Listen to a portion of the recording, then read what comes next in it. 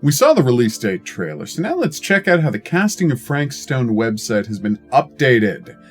Here in the media gallery, there's sadly nothing new except for the trailer. I mean, it's a cool trailer, I'm glad they added it, but it is kind of weird that they didn't have a bunch of new art to go with it.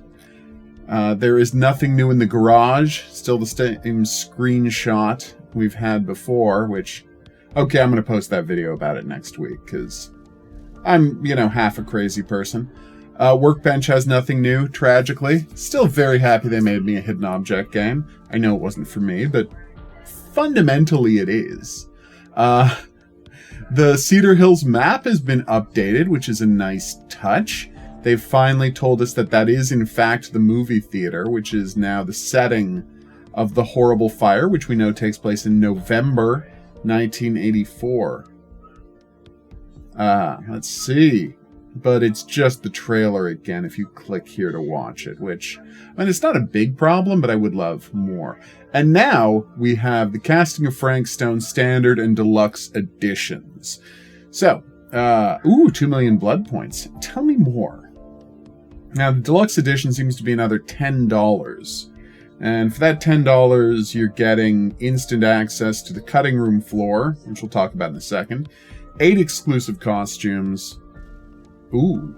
Frank Stone mask cosmetic for the Trapper. So they take the Trapper, who normally looks like this, and put Frank Stone's iconic mask right on top of his face. I'm a little disappointed about that. I mean, maybe I'm crazy here, but shouldn't Frank Stone be a playable character? I know it's probably part of the narrative of the game that he is in many ways an analog to the Trapper, who was the first Dead by Daylight killer. And so maybe they're going to work all of that together with him being the origin of the trials and the Trapper's the first killer. I don't know how the lore is going to play out yet. How could I? The game's not done. I really hope we get Frank Stone as a playable character rather than just a mask for the Trapper or like a legendary skin for the Trapper. I want something a little different. But hey, Frank Stone badge and banner to put on your character. I don't know what a relic doll charm is. Let me just quickly Google search that over on a Dead by Daylight wiki. Well, then it wouldn't be a Google search, would it? Should I know about charms already? Yeah, probably, but I don't. So I had to look them up, and it seems that every tome has 3 to 4 charms available of different rarities. So we can assume that that's what we're getting with the Frank Stone Deluxe Edition. Frank Stone themed charms. But what will they look like? Film canisters? Are they going to look like different film canisters? Who can say? Ooh, well that one looks nice. Those are some scary bunnies. Although, I will say most of these seem to have 4, so it's weird that there are only 3 charms available. Maybe you're going to get the 4th one by actually playing the Frank Stone tome? Alright, I'm getting too excited about the possibility of a Frank Stone tome. So now we've got Plunderer's Instinct. So this is pre-order the Casting of Frank Stone and receive instant access to the Plunderer's Instinct feature to aid you in your search for hidden collectibles. Now here's what that looks like. So this is the Plunderer's Instinct in action.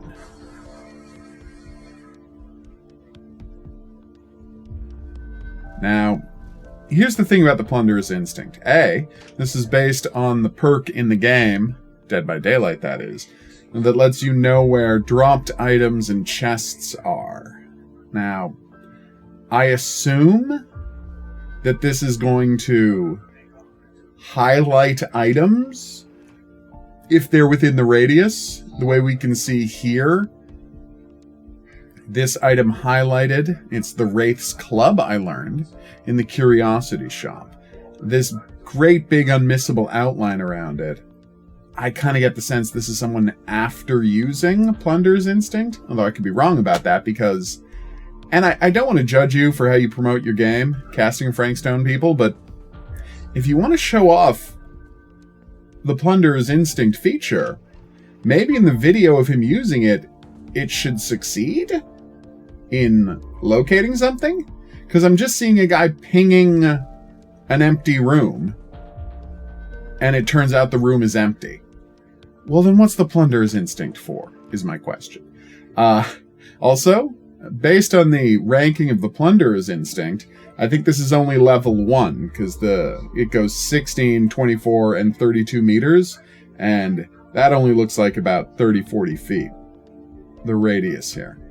Anyway, I am excited to be able to use this. It says during first playthrough, instant access, which means the Plunderer's Instinct is likely something we're going to be able to unlock in the full game. Like, after we complete it, you can go back. So it'll be nice to have it during my full playthrough so I can, get items as efficiently as possible. I'm also very interested in this idea of the cutting room floor, which we'll see here. This new feature allows you to return to key decision points in the story and change their outcomes or track down collectibles you missed. Now, Wags will say, isn't that just a level select? And I'll be like, I mean, maybe? But the fact that you get instant access to it rather than after completing the game suggests that there's more to this feature. Now, I have no reason to believe that this is in there, but are they finally giving us a branching map that shows you grayed out or question-marked boxes for all of the ways the story could have gone, and shows you where you are on that map, and indicates the positions where you made the decisions that change your course through that map? I have been asking for one of these from Supermassive Games ever since Until Dawn, and oh my god, if they've actually started putting this in, I mean, David Cage beat them to this by putting one of these in Detroit Become Human. That's the name of that game, right? Detroit Become Human? The point is, I'm very, very intrigued by this possibility. So, fingers crossed, this is what they've added to the game. Again, it could just be a level select. I'm hoping it's a lot more.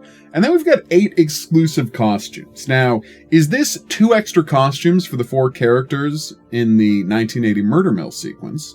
Or is this 1 set of extra costumes for them, and a second set of extra costumes for these characters in the, I'm assuming, present day sequence, in the aftermath of Murder Mill having been produced? Either way, I'm very intrigued by the possibility that all 4 of those characters might be playable. It really comes down to how long is that section of the game? Because we've seen probably older Bonnie working on the film. We've seen all these characters hanging out in a screening room. And we've seen Jacket Lady in a car driving to a place. We've seen her having a nightmare about the fog. We've seen her traveling, presumably inside the fog, unless that's all part of her nightmare. So, there's some really interesting stuff going on, and it's possible that that present-day sequence is going to wind up being equal to in size to the 1980 sequence. I don't have any evidence of this yet, but I'm hoping that's what the 8 exclusive costumes winds up meaning. That said, before we commit to spending the extra $10, I would like to know, A, what those 8 extra costumes are, and B, exactly what the cutting room floor entails. Because as you can see, the Deluxe and Standard Edition, the Plunderer's Instinct, that's the big thing you're going to need to make your game easier to play and to help you find all the lore items and secrets. Right? So, we really want that even for our first playthrough. But that comes with the Standard Edition. So, do you care about Doll Charms? They don't affect your gameplay. You get the 2 million blood points. It's just a question of the Frank Stone badge and banner and the mask for the Trapper, which are fine. I'm sure they're going to look good, but is that worth an extra $10? What I'm saying is, if you want us to spend this extra $10, I mean, I'm going to, because I'm covering Frank Stone, so I don't really have an argument to not spend the extra $10. But if you want every other person who orders the game to get the deluxe edition, you're going to have to tell us, what do these costumes look like, and what does the cutting room floor mean? Oh, also, here's something fun I discovered. So if you give them your email address, they will give you a Frank Stone desktop. And I'm not saying I'm living in the past, but the Frank Stone desktop literally does not come in a Literally does not come in a 1920 by 1080 standard widescreen format. Like, they just don't have that for you. Here's your desktop monitor. Nope. No, you can't have it.